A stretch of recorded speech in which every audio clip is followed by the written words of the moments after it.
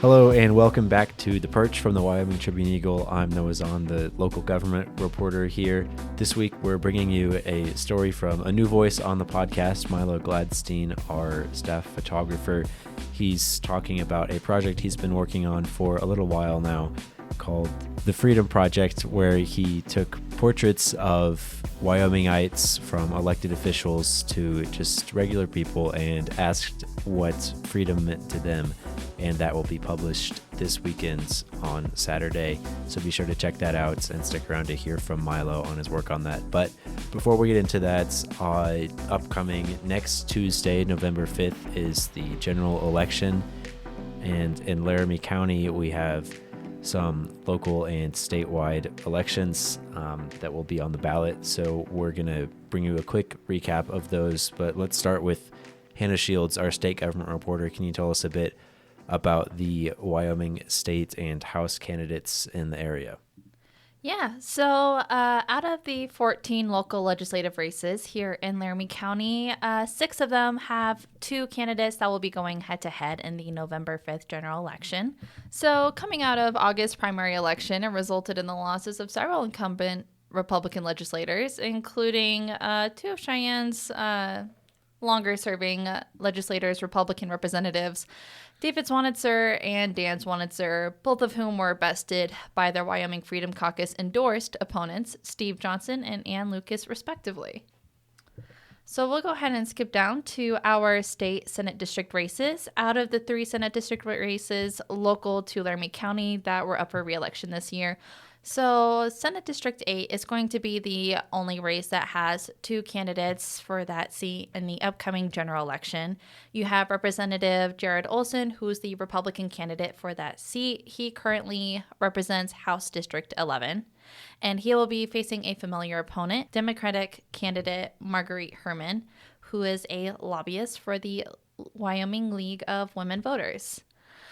2 years ago, Herman challenged Olson for his seat in House District 11 and lost by 6 percentage points. So these two are not unfamiliar foes. So going into the state House races, we have 5 local races in Laramie County looking for a seat in the Wyoming House of Representatives. Starting off, we have Representative Bob Nicholas from Cheyenne, who served in the legislature since 2011, and he retained his seat in House District 7 coming out of the August primaries, and he will now be facing his Democratic opponent, Jordan Evans, who is chair of the Laramie County Democratic Party. In House District 10, you have incumbent Representative John Eklund, a Republican from Cheyenne, who was going to go unopposed going into the general election until last minute a Cheyenne resident by the name of Timothy Forbes successfully petitioned to run as an independent candidate who will be showing up on the general election ballot as well. In Olson's former district, House District 11, you have Laramie County GOP Precinct Committeeman Jacob Wasserberger, who won the Republican race for that district in the primaries, and he will now be facing Democratic candidate Sarah Burlingame in the general election. Burlingame previously served as a state lawmaker in 2019 through 2020, representing House District 44 before she lost her re-election bid in 2020. And so she will now be going for House District 11. And then moving on into House District 41, you have Gary Brown, who ousted incumbent Representative Bill Henderson, a Republican from Cheyenne, in the Republican primary election in August. So now Brown will face Democratic candidate Jen Solis in the general election. Solis is treasurer and founding member of Wyoming Family Alliance for Freedom, a nonpartisan advocacy group. And then finally, in House District 42, you have business owner Rob Geringer, who is also the son of former Wyoming Governor Jim Geringer. Rob ousted Representative Ben Hornog from his seat by 1.8 percentage points in the Republican primary election. Geringer will now be facing his Democratic opponent, Bob Ray, in the November general election. Thank you, Hannah, for bringing us that recap on the statewide elections. Now, as the local government reporter, I'll recap some of the local and city and county elections. So starting off with the mayor of the city of Cheyenne, where there's 2 candidates that were narrowed down out of the August primaries, and that will be incumbent Mayor Patrick Collins and his opponent Rick Coppinger. So this is a repeat of the 2020 mayoral race where Collins won with 18,000 votes and Coppinger trailed with around 9,000 votes.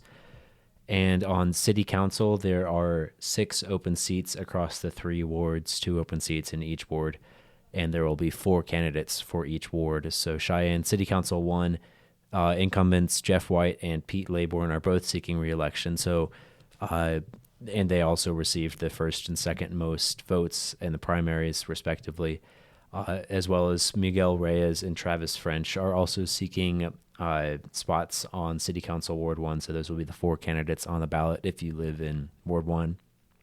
If you're in Ward 2, there's, again, 4 candidates, and incumbent Tom Seagrave is seeking re-election. However, Brian Cook, current city council member, is not seeking re-election. He's the only city council members whose seat is up for election that's not looking to be back on city council next year. But the other candidates for Ward 2 are Kathy Emmons, Lynn Story-Hylar, and Stephen D. Latham. Finally, in Cheyenne City Council Ward 3, there were only 3 candidates on the ballot in August. So as there's 4 candidates that open or the advance for the 2 open seats in November, all 3 of them advanced. And that's both incumbents Michelle Aldrich and Richard Johnson and newcomer Mark Moody. And so only 2 of those will be the top 2 vote getters for each of the wards will be elected and inaugurated in January to those seats. And real quickly for Laramie County Commissioner, there were 2 candidates out of 7 that advanced in the primaries, 7 Republican candidates, and there were no Democratic candidates. And as there were no Democratic write-ins either, those 2 candidates, Don Hollingshead and Ty Zwanitzer, the top 2 vote getters, will be the next Laramie County commissioners. And the last county election is Laramie County Assessor, which was Todd Ernst ran for it. He's the incumbent assessor, and he did not face any opponents, so he'll also be the next county assessor again. And the last ones outside of Cheyenne in Pine Bluffs, there's 1 candidate for mayor, Justin Fornstrom, and 2 candidates for town council, Ali Letza and Jana Kestner.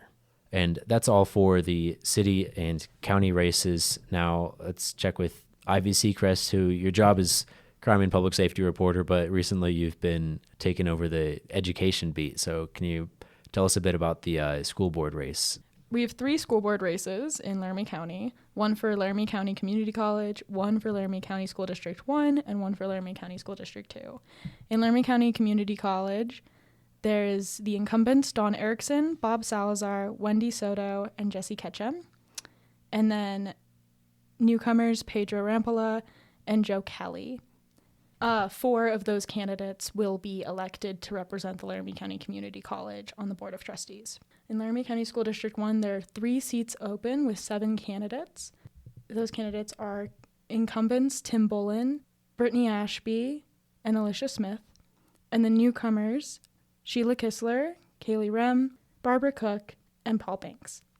And then for Laramie County School District 2, Area C and D are going uncontested. Those positions will be filled by incumbents Heidi Ramsa and Jared G. Wiles. And then there is a race for the Area F position between Mike Olson and DJ Tidyman. 2 positions open for Area E, which are uncontested races and will be filled by incumbents Julian Randall and Matt Haas. And then not included in the election, but a change in the LCSD 1 school board, South Triad trustee representative Susan Edgerton resigned her position, and interviews were held Monday evening, and a final decision for her replacement will be made on Monday, November 4th, prior to the election. Per Wyoming legislature, replacement of a school board trustee who has resigned does not go up for election. The board holds an open forum to elect someone to temporarily fulfill their term. Yeah, and all those races that you just covered, as well as all the municipal races that I talked about, city and mayor, those are nonpartisan races, and you've been doing some reporting on partisanship in nonpartisan races. Can you tell us a bit about that? Yeah, so I've been looking into how in Laramie County partisanship has been affecting nonpartisan races, and very uniquely, a trend started by the GOP in 2022, at least in Laramie County. We haven't had any Democratic Party endorsements for nonpartisan seats, but we have had endorsements from the GOP. This is the second time that they've done it. But uniquely, the GOP didn't endorse candidates for the LCCC race or the LCSD2 race. They only endorsed candidates for the LCSD1 race, and those candidates are Kaylee Rem, Alicia Smith, and Sheila Kistler. And then for City Council, they did endorse Travis French for Ward 1, Miguel Reyes for Ward 1, Lynn Story-Heiler for Ward 2, Michelle Aldrich for Ward 3, and Mark Moody for Ward 3. And then for mayor, they've endorsed Rick Coppinger.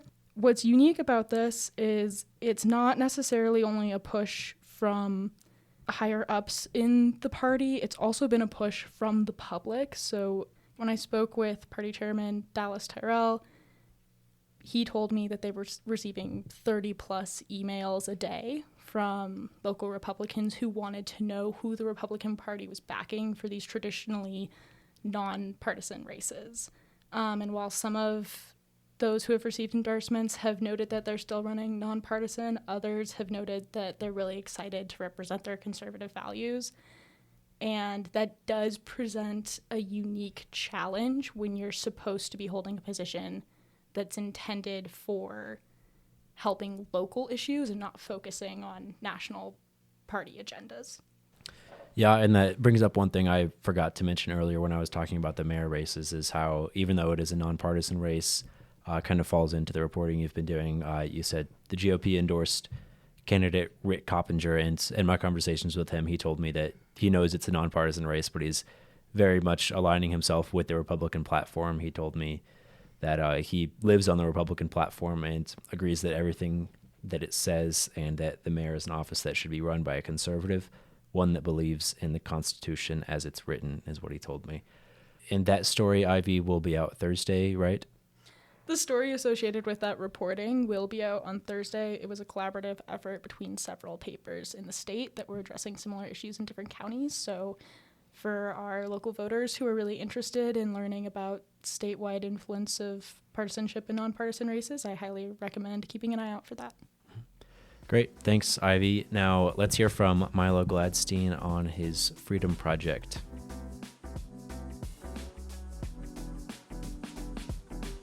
So now I'm here with Milo Gladstein, who's our staff photographer. You started with us a few months ago now, right? When was that? Yeah, in about middle of July. Middle of July. And this is the first time we've had you on the podcast. Welcome. Yeah, thank you for having me. This is really cool. Yeah, I'm excited to have you on because you've been working on this cool project for a few weeks now, or months, or a couple months now. Couple months. Oh, wow. Okay. And so it's called the Freedom Project. Can you tell me a little bit about it and just the thought behind it? Yeah, so given the fact that this is an election year and the election is very close and ever looming, I wanted to do a project about what freedom means specifically to the people of Laramie County. And the idea behind the project was to go find as many different people as I can with different jobs, different lifestyles, different backgrounds, that kind of thing, and ask them what freedom means to them. And then obviously being a photographer, I wanted to do a nice lit portrait of each person. And so that was kind of the goal behind the idea behind the project.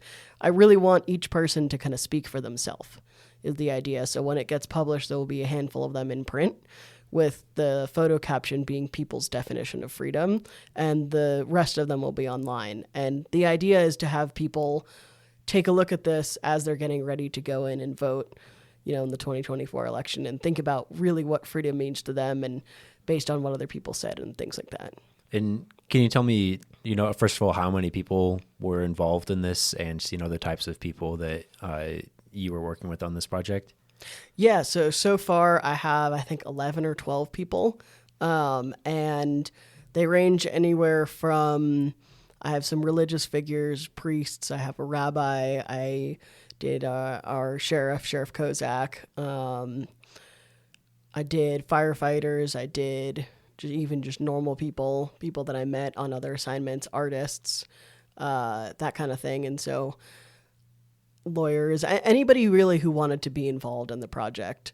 I didn't turn anybody down, and so the idea was just to kind of get a wide range of different kinds of people. And when you were hearing from these people, were there any sort of through lines connecting what, freedom meant to each of these people, or were they all kind of all over the place and, pretty scattered in their thoughts? Yeah, I think one of the things that a lot of people said was true freedom is the freedom to choose. And I thought that was really interesting. Just given the state of the world and, issues that are at hand politically and things like that, a lot of people want to take away people's right to choose and deem that freedom. And so it's interesting that a lot of people talked about having the freedom to choose as being freedom when that, might not be the case. Mm-hmm. And this will be in print and online on Saturday, right? Yes, November 2nd is our print date. Yeah. And so whenever people see that, as the local government reporter here, I could do a similar story, just go around asking people like, hey, tell me what freedom means to you, and then print that in the paper. But, you went around to all these people and took portraits of them and, had thorough conversations with them. What do you think is the value of, having a face to put with those words that they're saying? Why is this medium that you're doing it more valuable? Yeah, that's a great question. I think that obviously I'm biased because I'm the photographer, but yeah. I think that photos give us a look into who people really are. And, it's one thing and the reason why I'm adding what they said into the caption and writing a little bit about that and things like that is because I think that photos help the story and story helps the photos. And I believe that if you do both, your story is all that much stronger.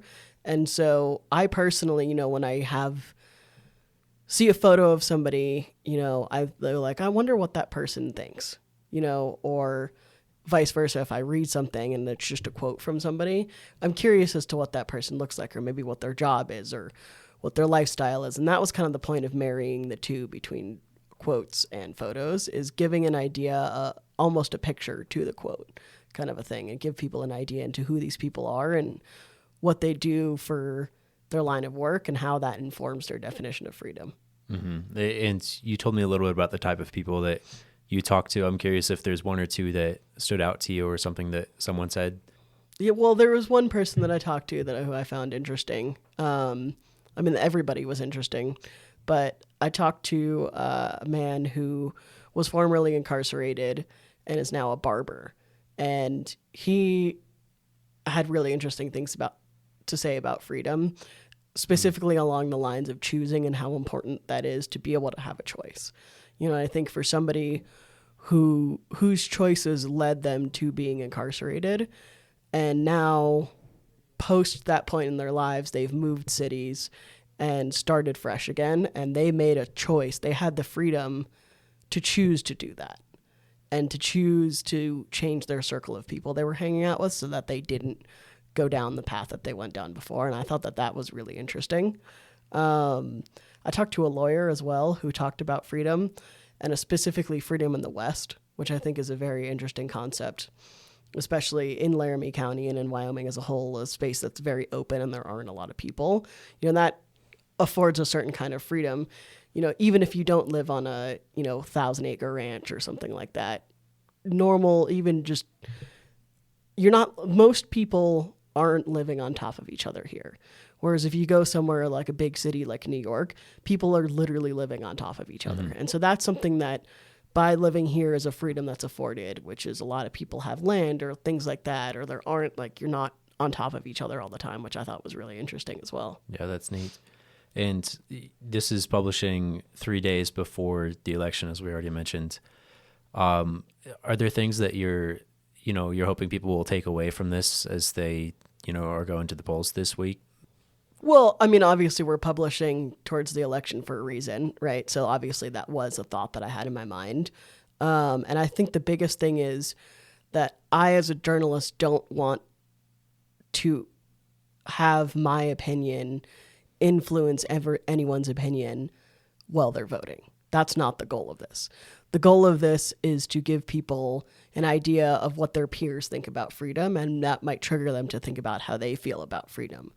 which might in turn make them think a little bit more about who they're going to vote.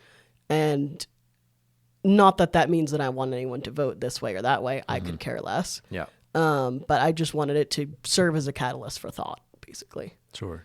It was really interesting getting to know, obviously I've only been here for a couple months. And so most of the people that I've come across have been people from other assignments or people I've met out, just around town doing my thing. And it was really nice to get to know the community a little more.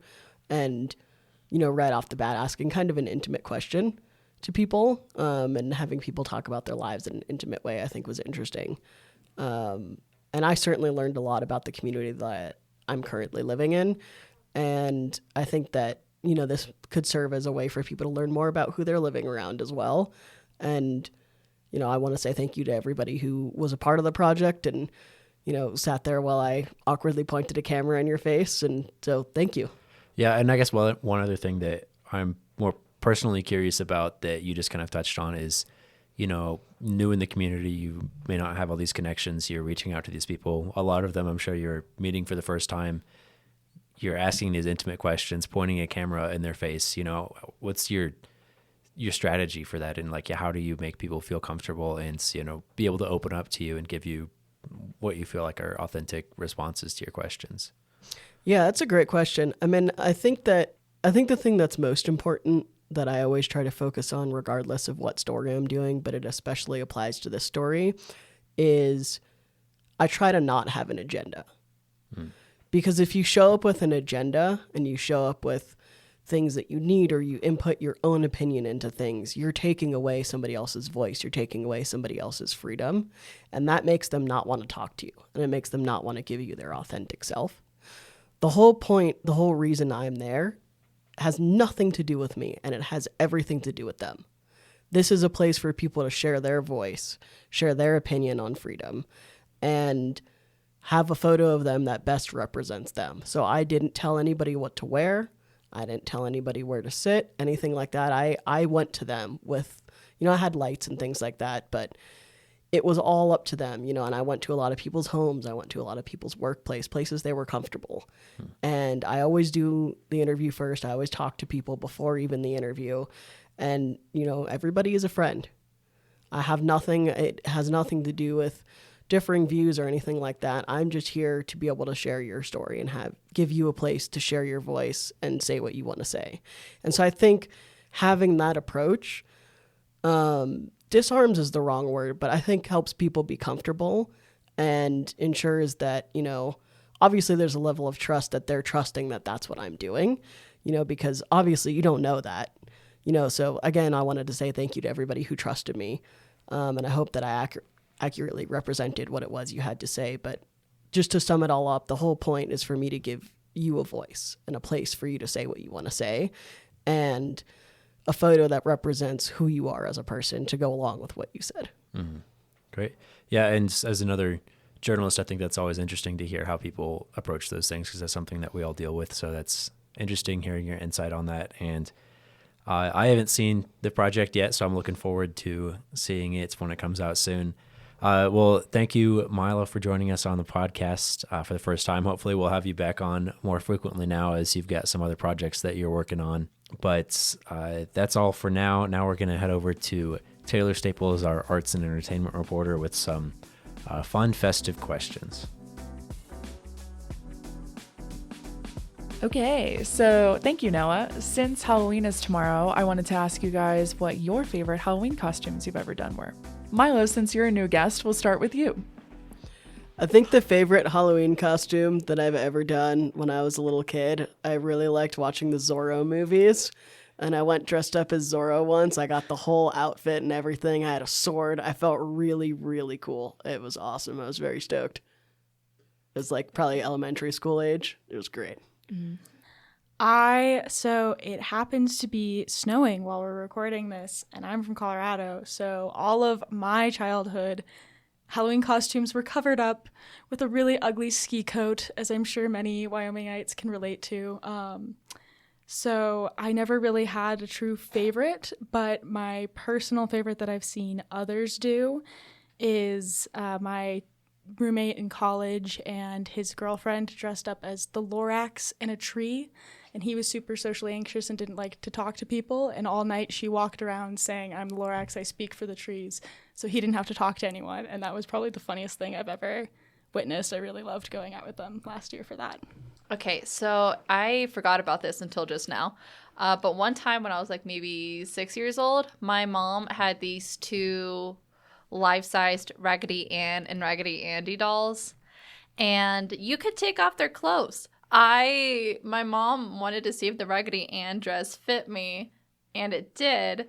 So I wore doll clothing, and I had my face painted, and I went as Raggedy Ann for Halloween, and I would say that was my favorite costume. So I loved Halloween growing up. Did a lot of costumes. I was always try to like make my own. One year I did a paper mache Snoopy head, which was really fun. But I think my favorite one was one year I got this big, this like, I don't know, sixth grader sized, because I was in sixth grade at the time, styrofoam thing, and cut it into the shape of a peanut and spray painted it brown and then cut a little hole in the top of it, and I wore it, and I was a peanut for Halloween that year. And so I remember the sixth grade Halloween dance showing up as a peanut. That was real fun. Taylor? I'm a big proponent of a niche costume. So last year I was Nicole Kidman, specifically from the AMC advertisements. And that was a fun costume. And then the year before I was the main guy. I can't remember his number, but he was the main guy from Squid Game. And that was a really easy costume. There was one year I was Mabel Pines too. I just liked to be, that's not really niche though. I don't know. Maybe it's niche to some people, but I was a big proponent of wearing cartoon characters too. Yeah. Cool. Thank you, Taylor, for that. And also thank you to Ivy and Hannah and Milo for contributing to this week's episode. That's all for this week. Hope you all have a happy Halloween, and be sure to tune back in next Wednesday.